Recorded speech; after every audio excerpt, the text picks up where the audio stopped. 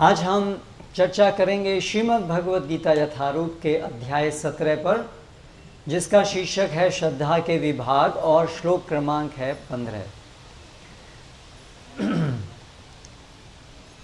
जिनके पास मोबाइल में देखने की सुविधा है वो देख सकते हैं। अध्याय 17 श्लोक क्रमांक 15। अनुद्वेगकरं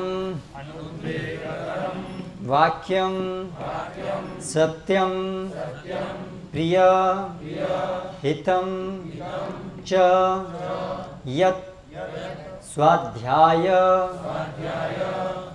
अभ्यसनं च एव वाक्मयं तपः उच्यते। अनुद्वेगकरं वाक्यं सत्यं प्रियहितं च यत् स्वाध्यायाभ्यसनं चैव वाङ्मयं तप उच्यते। अनुद्वेगकरं क्षुब्ध न करने वाले, वाक्यम शब्द, सत्यम सच्चे, प्रिय प्रिय, हितम लाभप्रद, च भी यत् जो, स्वाध्याय वैदिक अध्ययन का, अभ्यसनम अभ्यास, च भी एव निश्चय ही, वाक्मयम वाणी की, तपः तपस्या, उच्यते कही जाती है। अनुवाद एवं तात्पर्य द्वारा कृष्ण कृपा मूर्ति श्री श्रीमद् अभय चरण अरविंद भक्ति वेदांत स्वामी श्रील प्रभुपाद इस्कॉन संस्थापकाचार्य।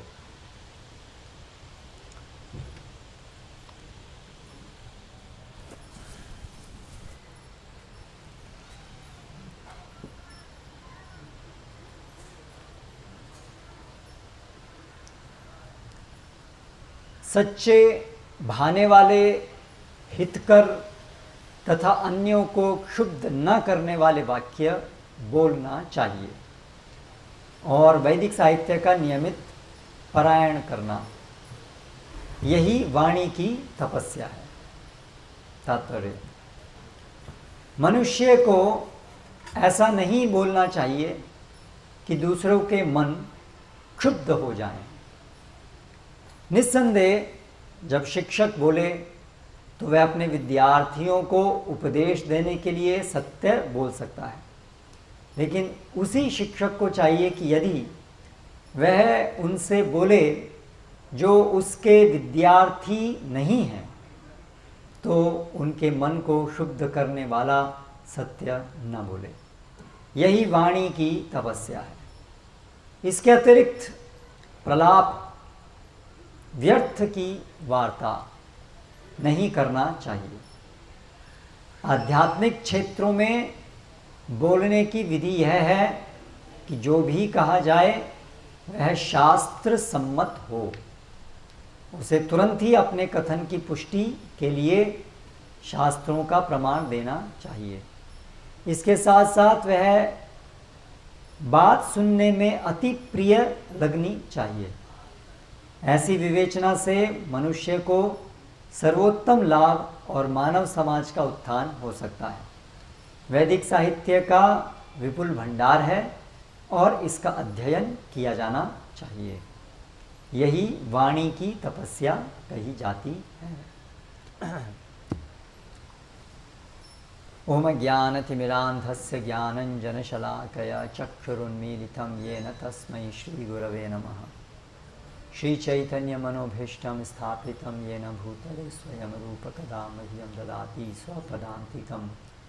वन्देऽहं श्रीगुरो श्रितपदकमलं श्रीगुरून् वैष्णवांश्च श्रीरूपं साग्रजातं सहगणरघुनाथान्वितं तं सजीवं साद्वैतं सावधूतं परिजनसहितं कृष्णचैतन्यदेवं श्रीराधाकृष्णपादान् सहगणललिता श्रीविशाखान्वितांश्च जय श्रीकृष्णचैतन्य प्रभुनित्यानन्द श्री अद्वैतगदाधर श्रीवासादि गौरभक्तवृन्द।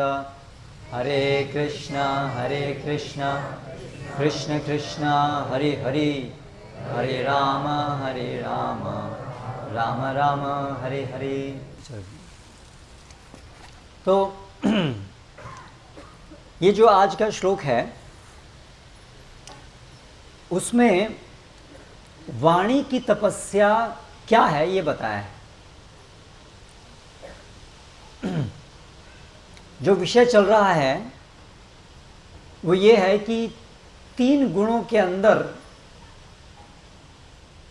भोजन किस प्रकार का होता है। कोई हम यज्ञ संपन्न करते हैं, भगवान की संतुष्टि के लिए कोई कार्य करते हैं शास्त्रोचित, वो कब सत्वगुण में किया गया माना जाएगा, कब रजोगुण में, कब तमोगुण में। उसी प्रकार से हम दान देते हैं, वो कब सत्वगुण में, कब रजोगुण में, कब तमोगुण में। ये विषय चल रहा है। तो अगर हम भक्तगणों से जो शास्त्र को भली भांति समझते हैं और अपने जीवन में अनुशीलन करते हैं, यदि हम उनके संपर्क में आते हैं और उनके माध्यम से शास्त्रों को समझ पाते हैं सही प्रकार से, तो फिर हम कौन से गुण में स्थित होंगे। फिर हमारे वचन, हमारी क्रियाएं सत्वगुण में होंगी, रजोगुण में होंगी कि तमोगुण में होंगी। अगर हम भक्तों से शास्त्र में क्या बताया गया है इसको सुनेंगे और उसके अनुसार कार्य करेंगे, तो हम कौन से गुण में होंगे, सत्वगुण में, रजोगुण में कि तमोगुण में?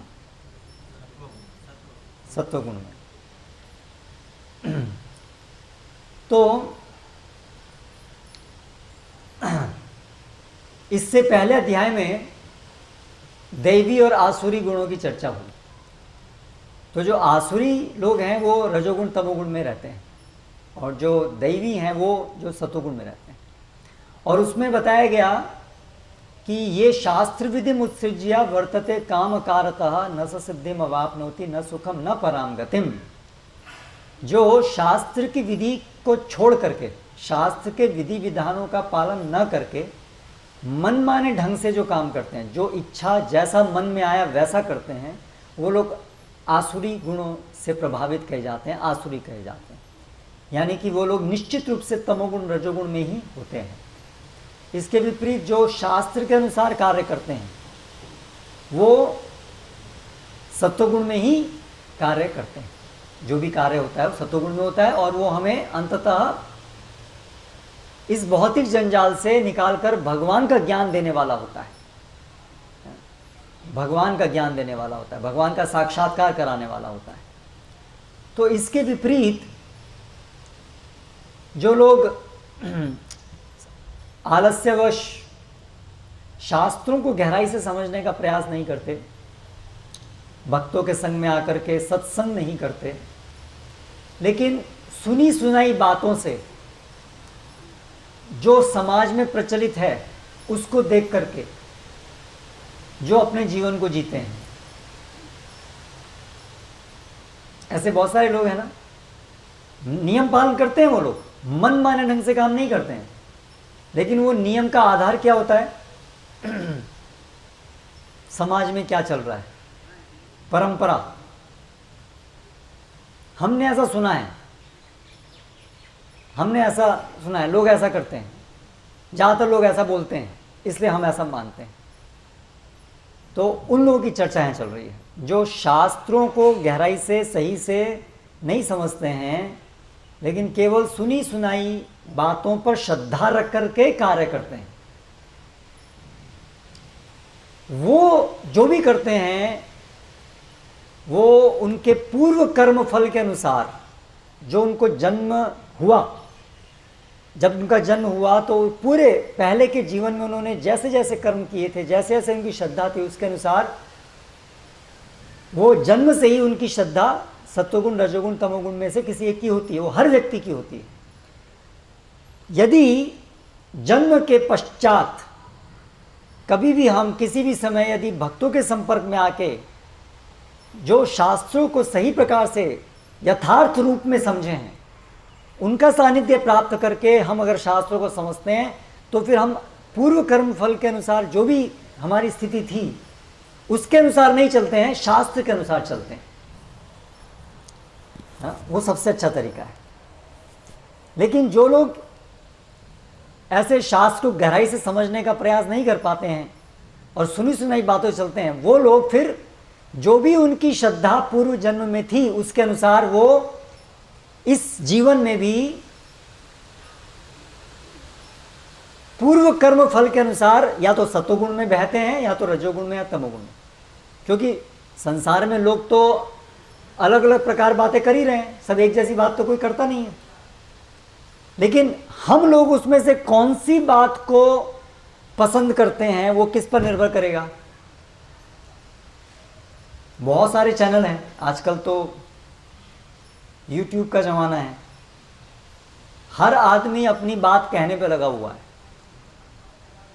और हर एक आदमी के फॉलोवर तो कुछ मिल ही जाएंगे। आप कोई भी, आप में से कोई भी अगर YouTube चैनल शुरू कर देंगे तो फॉलोवर तो आपको मिल ही जाएंगे कुछ ना कुछ। तो किस बात पे निर्भर करेगा कि आपको कौन से फॉलोवर मिल रहे हैं। तो आप जिस गुण में सुनाएंगे और सुनने वाले जिस गुण के हैं उस पर निर्भर करेगा कि कनेक्शन कहाँ मिलेगा, कौन किसको सुनेगा, है ना। ये सब किसके लागू होगी बात, ये वाली बात जो लोग शास्त्र के अनुसार सुनना सुनाना नहीं जानते हैं उन लोगों के लिए। वो स्वाभाविक रूप से अपने गुणों से चलते हैं। तो उन लोगों के बारे में चर्चा चल रही है। हरे कृष्णा। जिनके बच्चे हैं वो अपने बच्चों को साथ में रखें।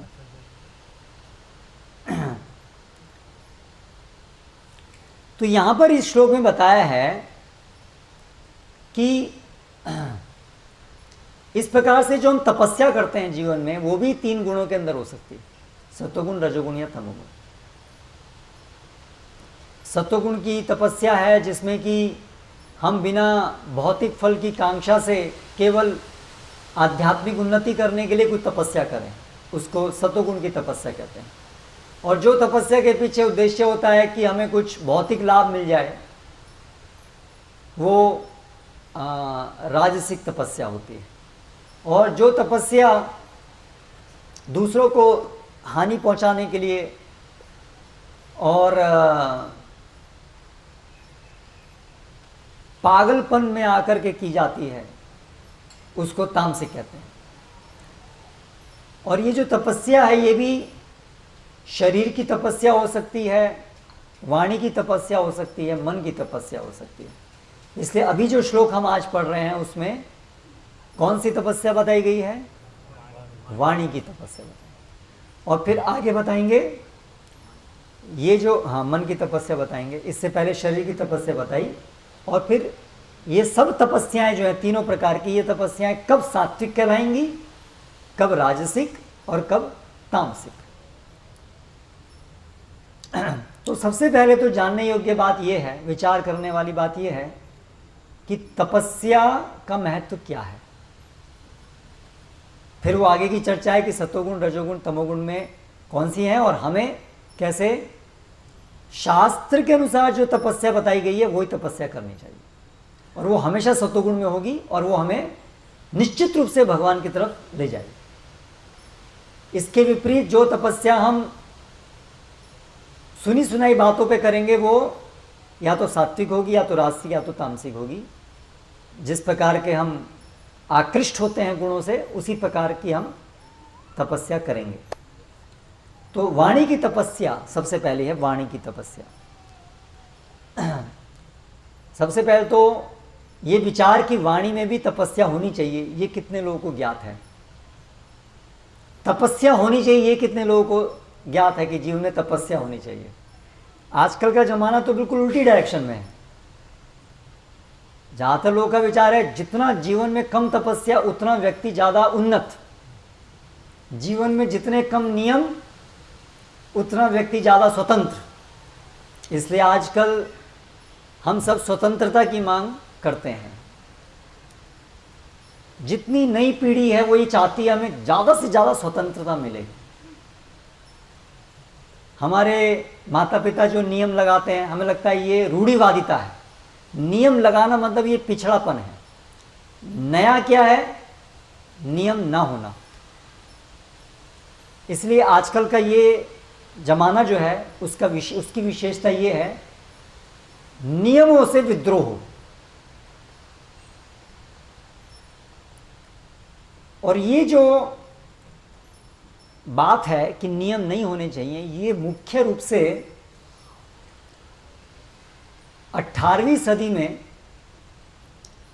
एक बहुत बड़ी क्रांति हुई यूरोप के अंदर, फ्रेंच रिवॉल्यूशन। वहां पर ये विशेष रूप से स्थापित हुआ, ये प्रचलन कि नियम नहीं होने चाहिए।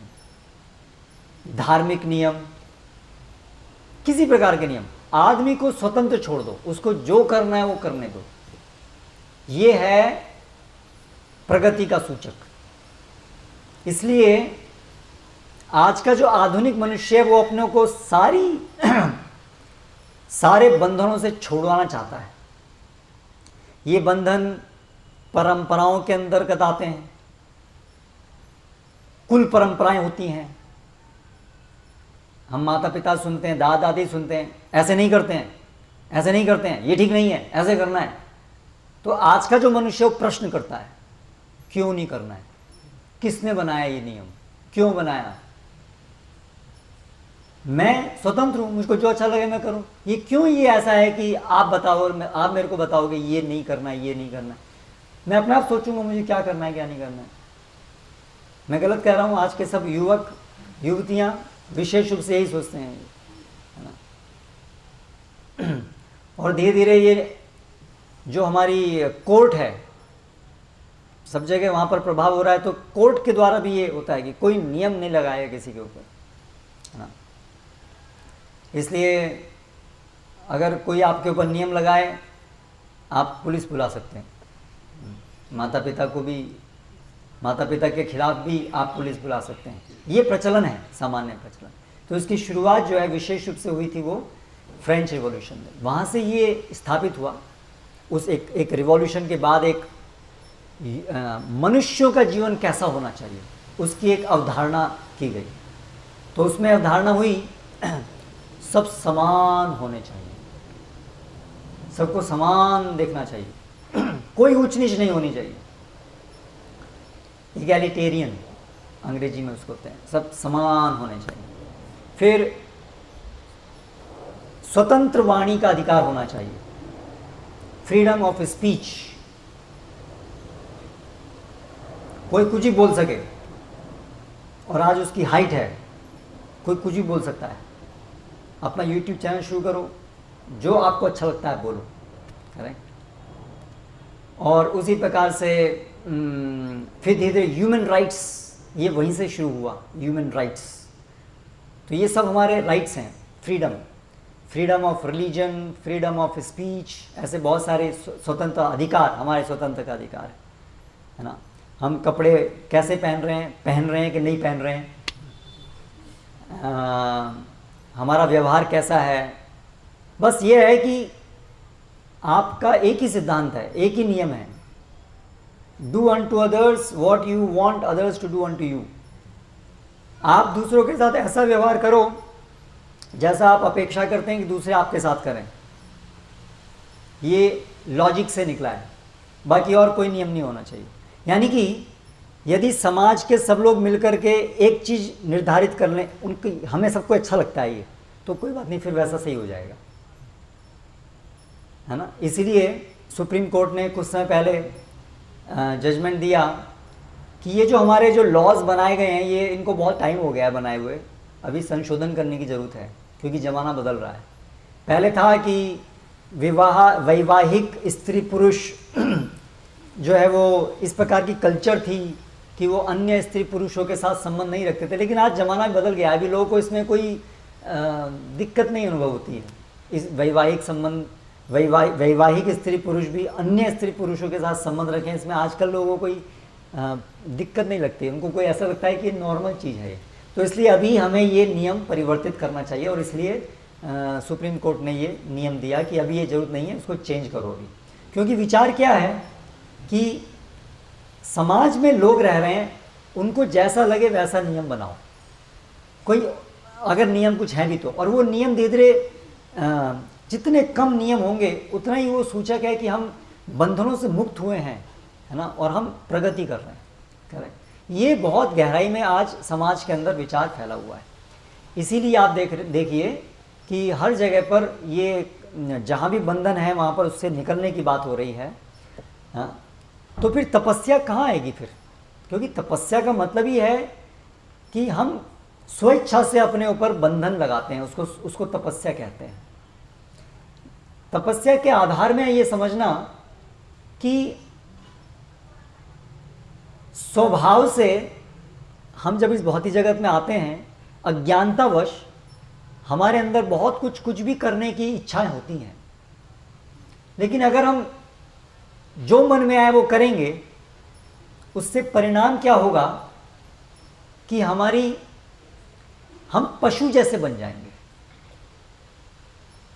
आध्यात्मिक प्रगति तो छोड़ दीजिए, हम भौतिक दृष्टि से भी वास्तव में पिछड़े हो जाएंगे। क्यों? क्योंकि उससे नारकीय जीवन प्राप्त होगा।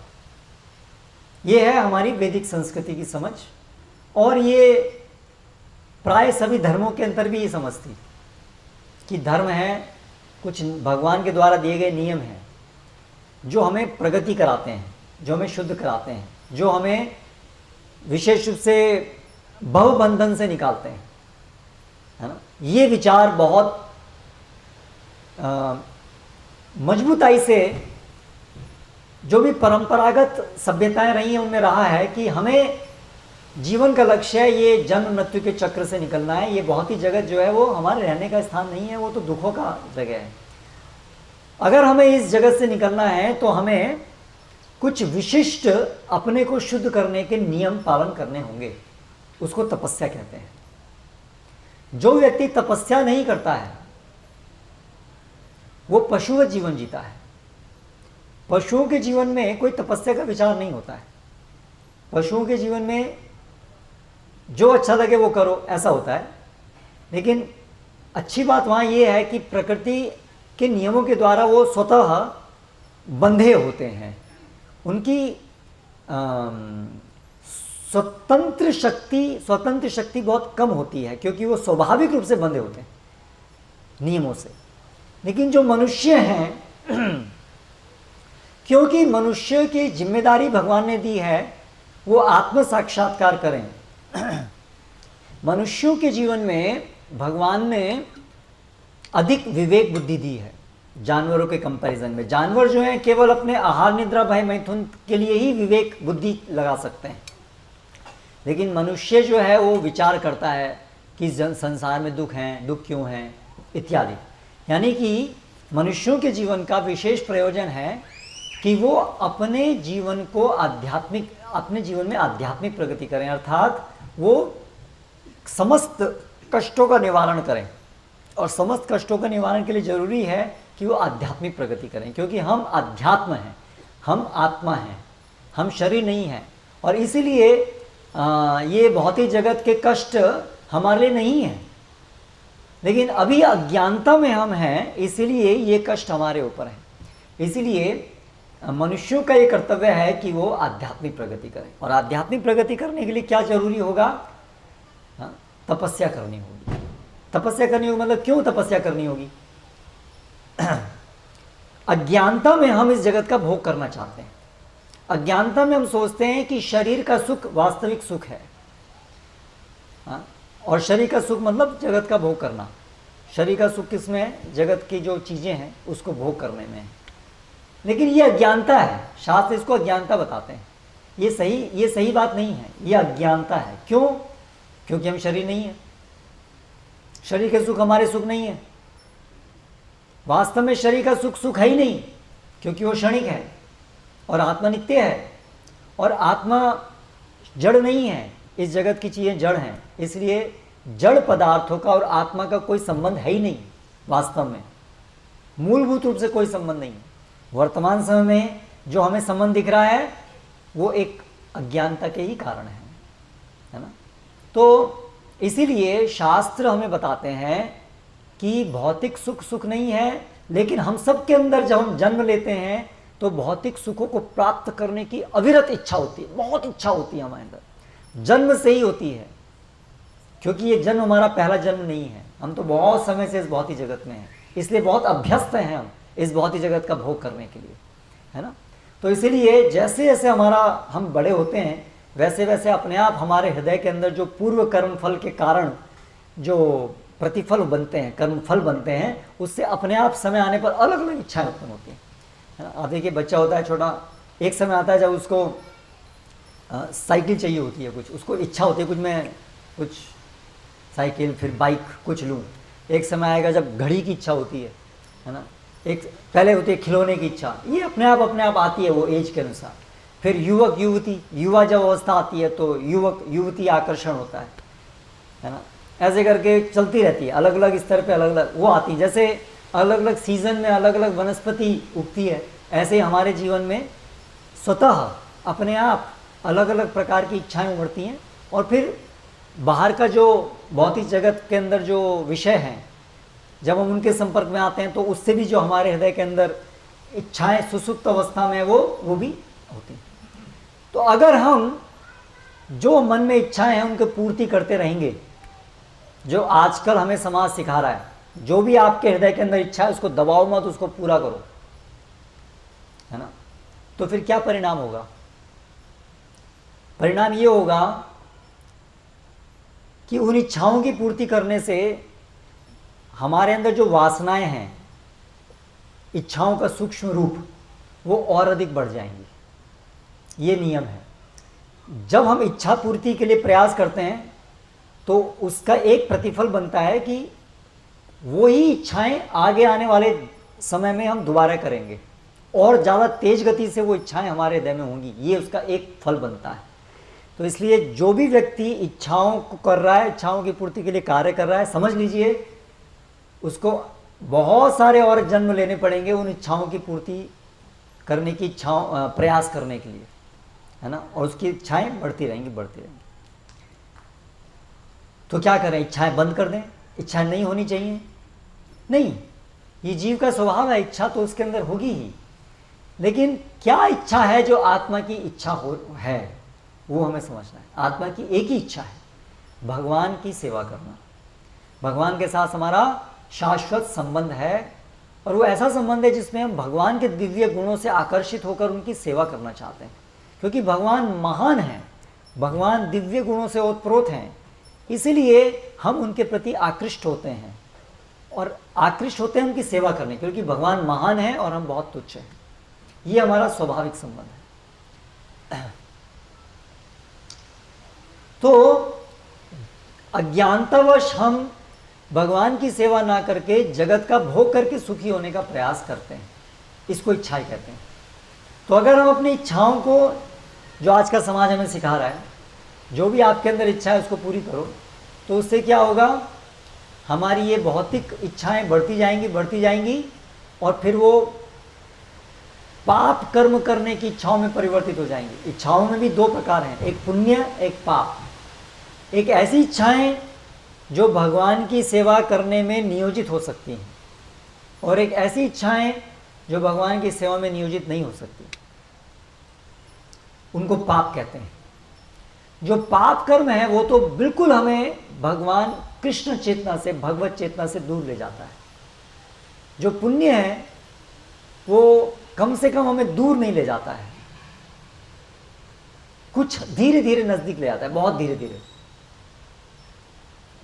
लेकिन जो भगवान की शुद्ध सेवा है, जो शास्त्रों का मर्म है, जो हम भगवान के भक्तों के सानिध्य में ही सीख पाते हैं, जिसको शुद्ध भक्ति कहते हैं, वो तो बहुत तेज गति से हमें भगवान की तरफ ले जाती है। तो 3 चीज होगी, पाप, पुण्य और भक्ति। इसलिए भक्ति है जो शास्त्र को यथारूप समझते हैं वो भक्ति करते हैं। जो शास्त्र को यथारूप नहीं समझते हैं लेकिन सत्वगुण में है, वो लोग देवताओं की पूजा उपासना करते हैं और उसके द्वारा संसार में सुख भोगने का प्रयास करते हैं। जो भगवान के भक्त हैं वो संसार में सुख भोगने का प्रयास नहीं करते, क्योंकि वो जान जाते हैं संसार में सुख जैसी कोई चीज़ है ही नहीं, वो तो केवल भ्रम है। वास्तविक सुख यदि है तो आत्मा का सुख है और वो है भगवान की सेवा। इसलिए वो भगवान की सेवा में प्रगति करते हैं।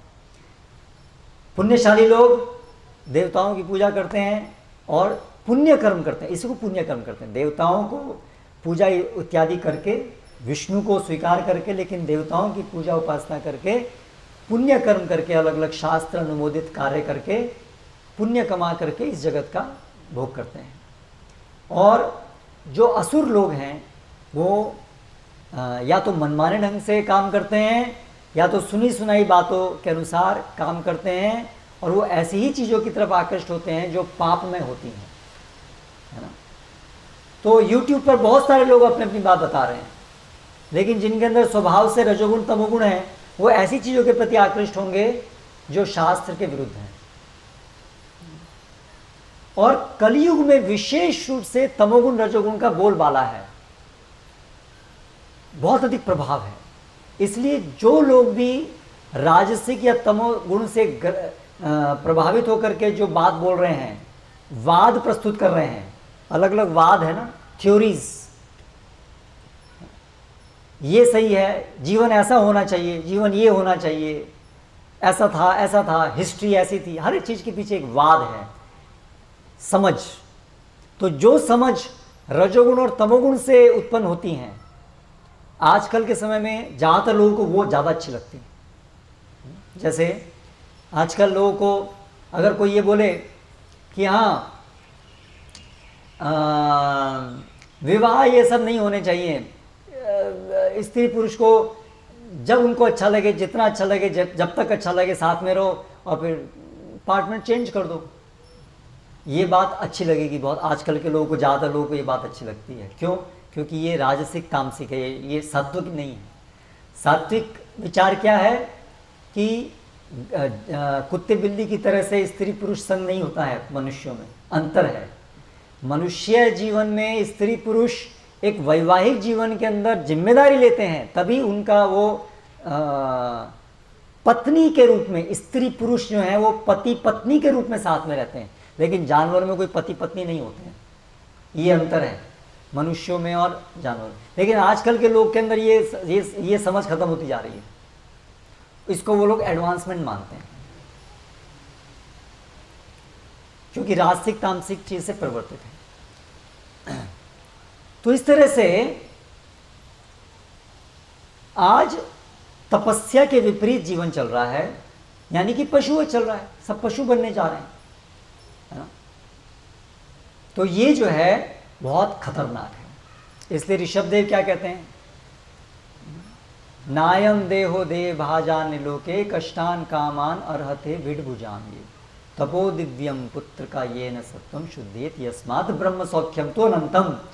वो कहते हैं, अरे अपने पुत्र को कहते हैं कि ये कुकर सूकर की तरह से अनियंत्रित इंद्रिय भोग वाला जीवन मत जियो।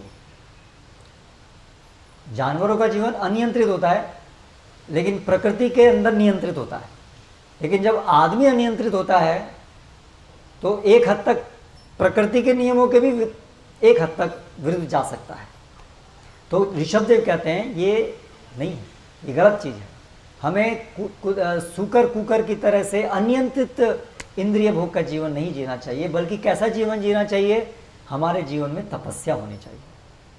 हमें शास्त्रों के अनुसार समझना चाहिए कि हमें जीवन में कौन कौन से नियमों का पालन करना चाहिए। ये नियम हमें वास्तविक स्वतंत्रता प्रदान करेंगे।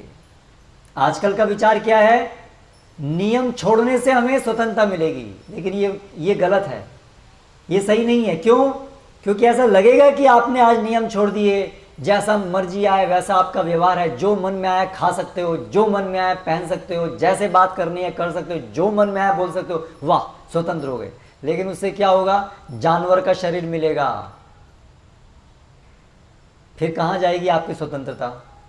फिर जैसा खा सकते हो वैसा नहीं खाओगे आप, सुअर बन जाओगे तो मल ही खाना होगा। कहाँ गई स्वतंत्रता?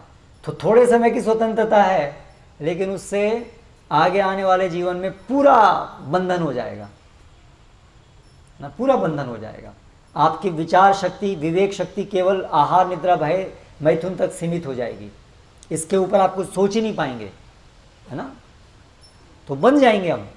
तो ये जो आज का विचार है स्वतंत्रता का, वो वास्तविक बांधने वाला विचार है। मनुष्य जीवन में सबसे अधिक स्वतंत्रता है, ये तो सब लोग स्वीकार करते हैं, है ना।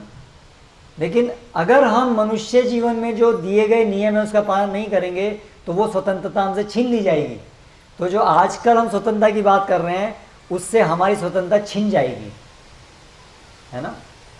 जबकि अगर हम शास्त्र के द्वारा दिए गए नियमों का पालन करेंगे तो हमें क्या होगा, हम जन्म मृत्यु के चक्र से मुक्त हो जाएंगे। इससे बड़ी स्वतंत्रता और क्या हो सकती है?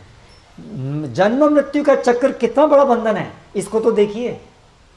मूर्खों को ये नहीं दिख रहा है कि आपको मरना होगा, फिर दोबारा से जन्म मृत्यु के चक्र में आना पड़ेगा। ये सबसे बड़ा बंधन है ना। आपने कुछ सिगरेट पी लिया, वाह देखो कोई बंधन नहीं है, मेरे को मन में किया मैंने सिगरेट पी लिया, ठीक है। मेरे मन में आया नग्न घूमता हूं मैं, ठीक है। तो अगले जन्म में प्रभुपाद बताते पेड़ बन जाओगे। पेड़ जो है वो सब ये मॉडल होते हैं ना, कपड़े कम पहनते हैं और मॉडलिंग करते हैं। तो ये पेड़ पौधे सब ऐसे मॉडल थे, अभी मॉडलिंग कर रहे हैं वो खड़े होकर के। ये शास्त्र के नियम हैं, है ना। तो क्या हुआ कि हमारी जो स्वतंत्रता है वो हमसे छिन गई, और वास्तविक स्वतंत्रता है माया से स्वतंत्रता। सबसे बड़ी स्वतंत्रता है माया से स्वतंत्रता। माया हमें जकड़े हुए है, और लेकिन है माया, इसलिए हमको ऐसा जितना जो जाया माया में उसको लगता है मैं उतना ही स्वतंत्र हूँ माया से। ये माया की एक विशेषता है, इसलिए उसको अयम माया, जो है नहीं ऐसा हमको प्रतीत कराती। तो जो जितना माया में है उसको लगता है मैं उतना ही माया से स्वतंत्र हूँ। लेकिन वास्तविक स्वतंत्रता है जब हम माया से पूरी तरह से मुक्त हो जाएं, हम तीनों गुणों के बंधन से मुक्त हो जाएं। लेकिन वो कैसे मुक्त होंगे? मनमाने ढंग से काम करने से तो माया और हमको पकड़ लेगी, मनुष्य जीवन की जगह जानवरों के जीवन में डाल देगी, पेड़ पौधों के जीवन में डाल देगी। लेकिन अगर हम भगवान की शरण में जाएंगे और फिर भगवान जो हमें नियम दे रहे हैं, जो शास्त्र जो हमें नियम दे रहे हैं, उस नियमों के अनुसार हम जीवन जिएंगे तो फिर हम माया से मुक्त होंगे। और हम इसी जीवन में इसको अनुभव कर सकते हैं। जो आदमी इंद्रिय भोग कर रहा है वो भले ही बोल रहा है कि मैं मुक्त हूं, लेकिन वो सब अपने इंद्रियों के गुलाम हैं। केवल बोलने की बात है कि वो स्वतंत्र हैं। कितने लोग हैं जो कॉलेज में जाते हैं, सोचते हैं ठीक है स्मोकिंग करके देखते हैं, बाकी मेरी इच्छा है, जब इच्छा होगी तब छोड़ दूंगा। देखते तो हैं इसमें क्या मज़ा आता है, लेकिन होता क्या है, वो लोग गुलाम बन जाते हैं सिगरेट के। मैं अक्सर ये उदाहरण देता हूँ अपने कॉलेज का। जब पहले फर्स्ट ईयर में हम लोग गए तो 5-10% लोग बच्चे थे, लड़के स्मोक करते थे, लड़कियाँ कोई स्मोक नहीं करती थी। लेकिन जब हम फाइनल ईयर करके निकले तो 60-70% लड़के जो है स्मोक करते थे, और बहुत सारे तो चेन स्मोकर थे। हमारे टाइम में लड़कियां नहीं करती थी, लेकिन आज लड़कियां ही प्रगति कर रही हैं। बहुत कॉमन है, आज स्त्रियां स्मोक करती हैं, स्वतंत्र हो रही हैं। आज की स्वतंत्र नारी स्मोक भी कर सकती है।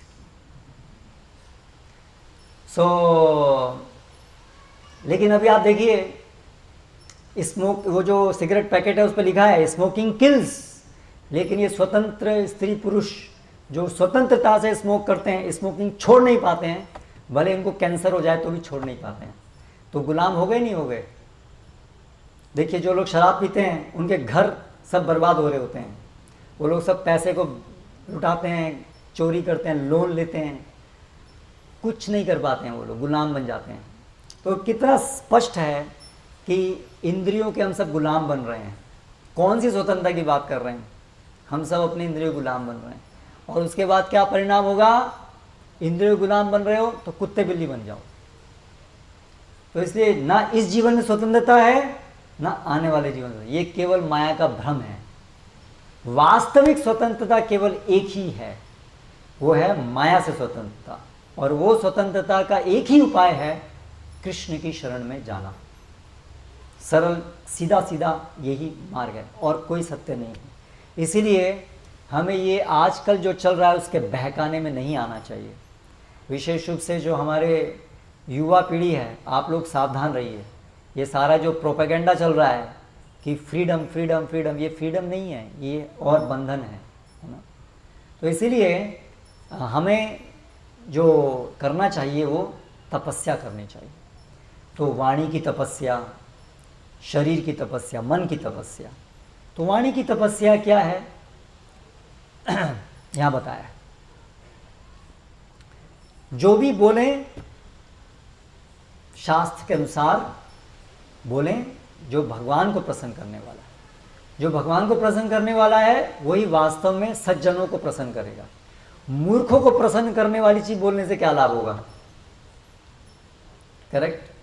आजकल चल रहा है, ये चल रहा है। आजकल लोग YouTube पर या कोई भी पे बोलते हैं और फिर बहुत सारे मूर्ख उनको लाइक करते हैं, है ना। इसलिए भागवत में बताया है कि जो जानवर हैं वो अपने में सबसे बड़े जानवर को बड़ा संस्तुतः पुरुषः पशु, है ना। तो जितनी ज़्यादा जिसकी लाइक, ज़्यादा संभावना है कि वो उतना बड़ा मूर्ख, ज़्यादा संभावना है। क्योंकि सब लोग अपने अपने मन के हिसाब से बोल रहे हैं और सब लोग उसी प्रकार से अपने अपने लाइक्स कर रहे हैं। लेकिन जो शास्त्र के अनुसार नहीं बोल रहे हैं, मन के अनुसार बोल रहे हैं, प्रभुपाद शास्त्र में उदाहरण है उनका बोलना कैसे है? जिह्वा मेंढक के टर्राने की तरह से है। मेंढक टर्राता है बहुत तेजी से बारिश में, है ना। टर्र बहुत खुश होता है, देखो मेरी आवाज़ कितनी बुलंद है। लेकिन उसका परिणाम क्या होता है? सांप को पता चलता है यहाँ है और उसको खा लेता है। तो उसी प्रकार से जो हम शास्त्र के विपरीत अनाप शनाप कुछ भी बोलेंगे, अपने अलग अलग वाद रखेंगे, बहुत सारी पुस्तकें लिखी जा रही हैं, वो भी सब मेंढक की आवाज़ है जो शास्त्र के अनुसार नहीं है ना। वो लोग मेंढक की आवाज़ निकाल रहे हैं ऑक्सफोर्ड हार्वर्ड यूनिवर्सिटी में बैठ करके, वहाँ पर ही मेंढक जमा है। मत सोचिए कि बड़ी बड़ी यूनिवर्सिटी में जो टाई लगा करके लोग बैठे हैं वो भी सब बड़े बड़े मेंढक हैं। क्योंकि वो लोग क्या बोल रहे हैं? मन गढ़ंत बातें बोल रहे हैं, है ना। वैदिक संस्कृति के विरुद्ध बोल रहे हैं, है ना। और ये सब हम यूनिवर्सिटीज़ में पढ़ रहे हैं उन सब चीज़ों को। तो ये सब जो है मेंढक के टर्राने की तरह से है और उसका परिणाम होगा है कि लोग भविष्य में होगा वो तो हम शास्त्र से जानेंगे। इसी जीवन में देखिए क्या परिणाम हो रहा है, हाँ, समाज में क्या हो रहा है। एक समाज को सही दिशा में सही प्रकार से चलाने के लिए एक परिवार एक बहुत महत्वपूर्ण इकाई थी। आज इन लोगों के दुष्प्रचार से वो परिवार इकाई खत्म होती जा रही है ना। डाइवोर्स रेट आप जानते ही हैं कहाँ जा रहा है। और अभी प्रचलन धीरे धीरे, जब डाइवोर्स इतना होगा तो शादी कौन करना चाहेगा, इसलिए धीरे धीरे विवाह ही कोई नहीं कर रहा है, हाँ। और फिर विवाह नहीं कर रहे हैं लेकिन संभोग तो कर रहे हैं। ऐसा नहीं कि विवाह नहीं कर रहे हैं तो, क्योंकि वो तो इस भौतिक जगत में जो भी अज्ञानता में है उन सबके अंदर ये आहार निद्रा भय मैथुन ये चार चीज़ें तो वेग है ही। इसलिए आप इलिसिट सेक्स कर रहे हैं, व्यभिचार कर रहे हैं, क्योंकि उसको भगवान की सेवा में लगाने का जो मार्ग था विवाह वो तो खत्म हो गया।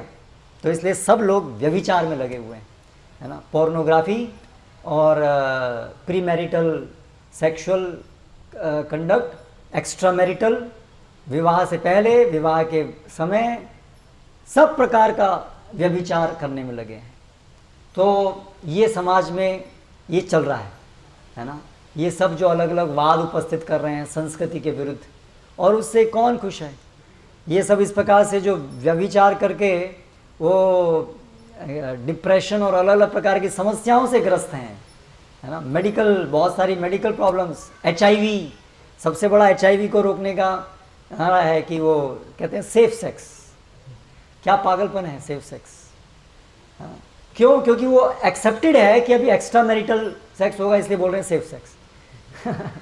मतलब उसको एक्सेप्टेड मान लिया गया है कि ये तो कॉमन है, ये ठीक है, ऐसा तो होगा ही। तो देखिए कहाँ समाज चला गया, है ना।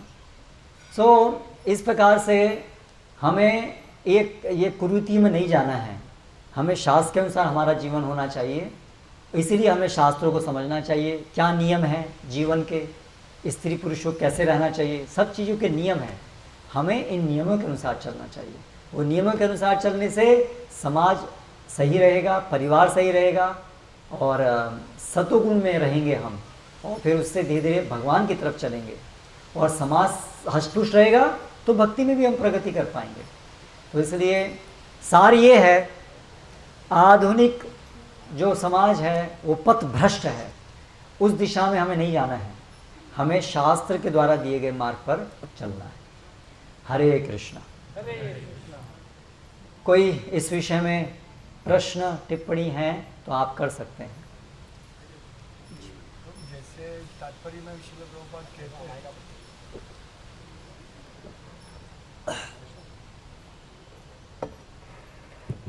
तात्पर्य में श्रील प्रभुपाद कहते हैं कि वाणी जो शिष्य को ही बताना चाहिए, जो सुनने उनको ही बताना चाहिए, दूसरे को मधुर वाणी में बोलना चाहिए। तो इसका अर्थ हम कैसे ले सकते हैं?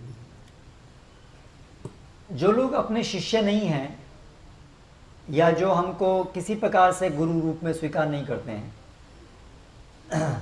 उनको तो हमें मित्रवत ही बात करनी पड़ेगी। उनको तो सलाह दे करके हम बात कर सकते हैं, उनके ऊपर हम ये नहीं बोल सकते हैं कि आप ऐसा करो, आप ऐसा मत करो, क्योंकि वो उसके लिए तैयार नहीं है हमसे सुनने के लिए। इसलिए फिर उनको एक मित्रवत एक सलाह दे करके करनी पड़ेगी, जिससे उनको बुरा नहीं लगे। नहीं तो अगर उनको बुरा लगेगा तो वो सुनेंगे ही नहीं हमको, है ना। लेकिन जो भी कोई व्यक्ति ब्राह्मण का रोल प्ले कर रहा है, सन्यासी का रोल प्ले कर रहा है, वो रोल का मतलब ये है कि आप गुरु पद स्वीकार कर रहे हैं।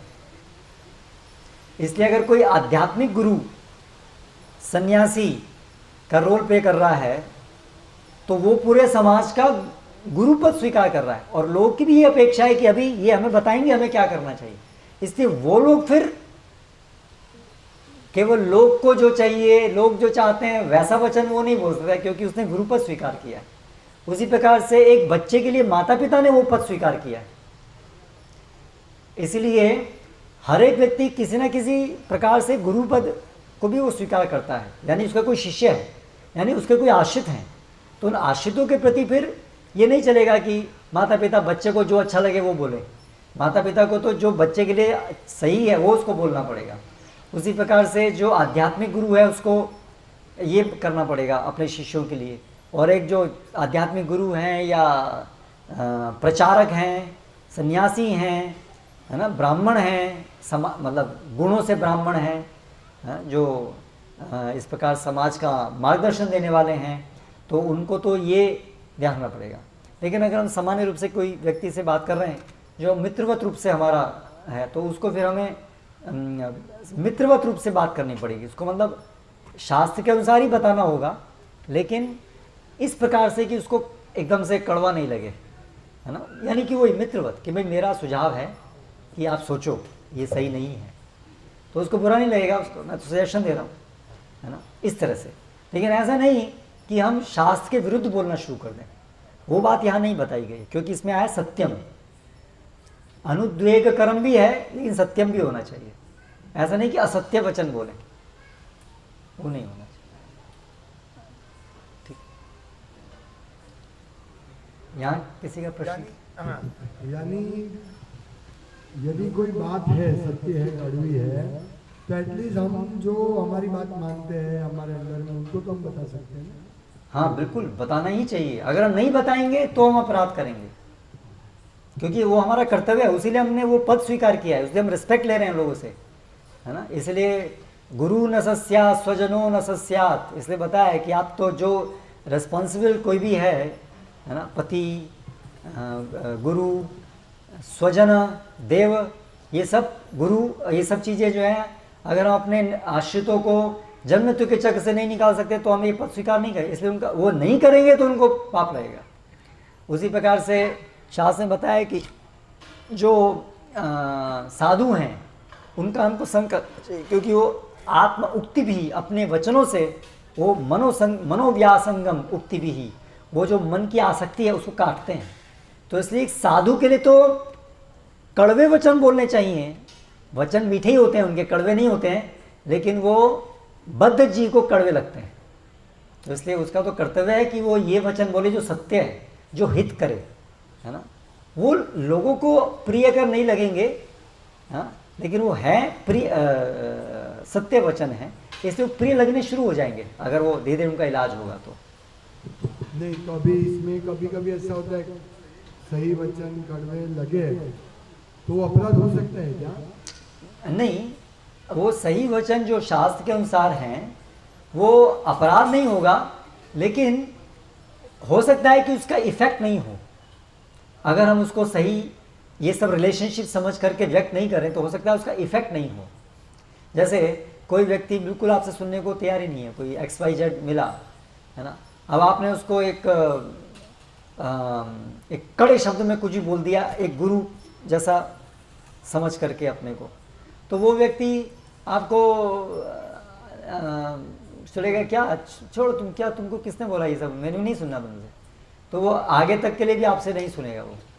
तो इसलिए वो रिलेशनशिप देख करके हमें प्रेजेंट करना पड़ेगा। हो सकता है हम उसको पहले प्रेजेंट करें मित्रवत, फिर वो धीरे धीरे हमारी बात की जब उसकी गहराई को समझेगा, उसकी महानता को समझेगा, तब फिर वो हमसे सुनने को भी तैयार बन जाएगा। जैसे चैतन्य महाप्रभु जब गए ये प्रकाशन से, तो पहले उन्होंने इस प्रकार से प्रेजेंट किया कि भाई मैं तो बहुत तुच्छ हूँ, ऐसा नहीं प्रेजेंट किया कि मैं यहाँ पर आपको सिखाने आया हूँ, क्योंकि वो लोग बड़े बड़े सन्यासी थे, वो लोग बड़े घमंडी थे, तो इसलिए उन्होंने उनके सामने अपने को पहले ऐसा व्यक्त नहीं किया। फिर जब उन्होंने, आप सन्यासी हैं, आप आइए बैठिए और आप बताइए हमको आप क्यों है, तो फिर उन्होंने उनको बताया। तो इसलिए इसमें थोड़ा टैक्टफुल भी काम करना है, बट ओवरऑल जो शास्त्र वचन है वही बोलने हैं।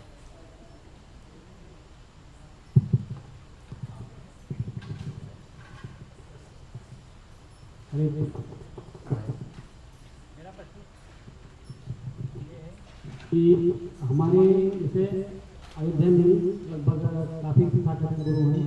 अयोध्या में, अयोध्या अयोध्या, यूपी, हाँ, वहाँ क्या हो रहा है? जैसे जो इको कम कीजिए। जो दीक्षा लेना चाहता है, दीक्षा लेना चाहता है, हाँ, नॉर्मली जैसे किसी के मन में इच्छा आई कि मुझे दीक्षा लेना है, हाँ, तो वो पहुंच गए गुरु के पास, दीक्षा दीजिए, हाँ, वो तुरंत दीक्षा देते हैं। हाँ, फिर कहीं ना कहीं 4 नियम का पालन नहीं कर पाते हैं, वो तम्बाकू खाना, दारू पीना, लेकिन उनके गुरु बोलते भी हैं उनको कि ये नियम है, बोलते हैं लेकिन मानते नहीं है कोई, अच्छा। या दीक्षा लेने के बाद भी दारू पीते हैं।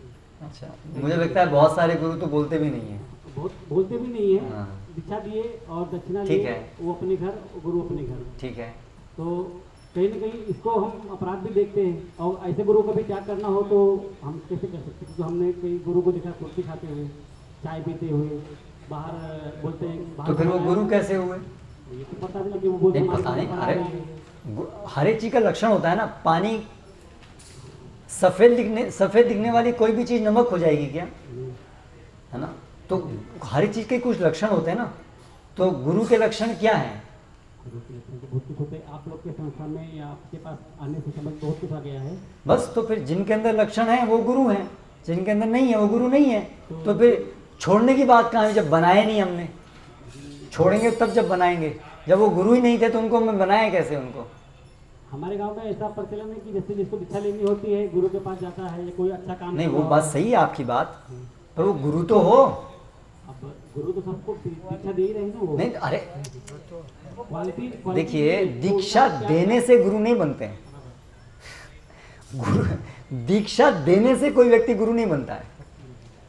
जो गुरु हैं, जिनके अंदर वो लक्षण हैं, तब उनको गुरु कहा जाता है, तब वो दीक्षा देते हैं। उल्टा मत चलिए, गुरु जो हैं लक्षण से वो दीक्षा देते हैं, ना कि जो दीक्षा देते हैं वो अपने आप दीक्षा देने मात्र से गुरु नहीं बन जाते। दीक्षा देने मात्र से गुरु नहीं बनते हैं, जो योग्य गुरु हैं वो दीक्षा दे सकते हैं, ये नियम। कभी कभी ऐसा भी हुआ कि वो लोग गुरु जान जाते हैं शिष्य दीक्षा देने के बाद कि अब ये शिष्य दारू पीने लगा है, फिर भी उसका त्याग नहीं करते, उनके घर में जाते हैं बाद में और उनका जो दक्षिणा लेते हैं, शादी ब्याह हुआ कि किसी और पसंद में जाते हैं, क्योंकि उनका मेन पर्पज है कि दक्षिणा मिलनी चाहिए। शराब पियो जो पियो ठीक है, पर दक्षिणा जरूर दो। वो गुरु से बोलते भी हैं, मन नहीं मानता है अभी पीने लगा हूँ, तो वो न किसी गुरु को छोड़ना चाहता है न गुरु को छोड़ते हैं।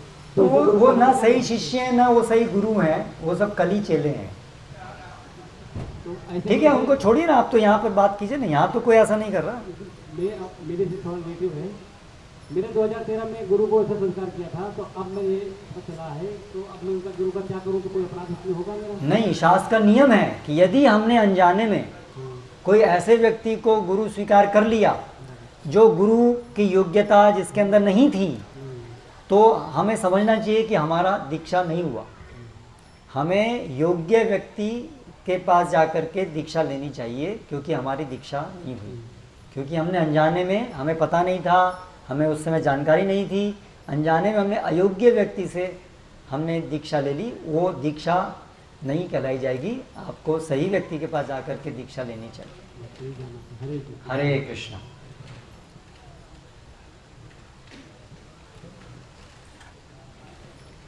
हरे कृष्णा प्रभु जी। हरे कृष्ण। प्रभु जी, अभी सब जगह सोशल मीडिया में और सब जगह सनातन धर्म की चर्चा हो रही है, तो रियल सनातन धर्म क्या है? और जैसे हम बोलते हैं कि हमारी आत्मा एक बॉडी से दूसरे बॉडी में जाती है, तो उसके साथ मन, बुद्धि और अहंकार भी जाता है। बहुत जगह बोलते हैं कि मन, बुद्धि, अहंकार की जो साइज है वो अंगूठे की जितनी है, मतलब सबटल बॉडी की जो सूक्ष्म शरीर है उसके साथ। तो जो चीटी एक जीवाणु है उसके अंदर भी चीज़ें ट्रांसफर होती है क्या सूक्ष्म शरीर के साथ, मन, बुद्धि, अहंकार? थोड़ा इसके बारे में। सनातन धर्म क्या है? सनातन धर्म मतलब जो भगवान के द्वारा दिया गया नियम है वो सनातन धर्म कहलाते हैं। धर्मम तो साक्षात भगवत प्रणीतम। मनमाने ढंग से कुछ भी धर्म कार्य, मनमाने ढंग से धर्म नहीं बनता है, धर्म भगवान के द्वारा दिया जाता है। तो जो वास्तव में भगवान के द्वारा दिए गए निर्देश हैं वो सनातन धर्म कहलाते हैं। और सूक्ष्म शरीर चीटी का सबका होता है, वो अंगूठा का जो ये माप जो बताया है, परमात्मा का माप बताया है, एक बिलान, वो सब हमें एक आइडिया देने के लिए बताया है। लेकिन वास्तव में आत्मा का कोई लेंथ, ब्रेथ, हाइट नहीं होता है, क्योंकि वो भौतिक पदार्थ नहीं है। वो उसकी एक हम कंसीव कर पाएँ कि कोई उसका रूप है, इसके लिए वो ऐसा बताया गया है। तो चीटी का भी एक सूक्ष्म शरीर होता है, और जब तक हम इस भौतिक जगत में अलग अलग शरीर प्राप्त करते हैं, हम सबको अपना सूक्ष्म शरीर के कारण ही हमको वो शरीर प्राप्त होता है। ठीक है। हरे कृष्ण। श्री प्रभुपाद की जय।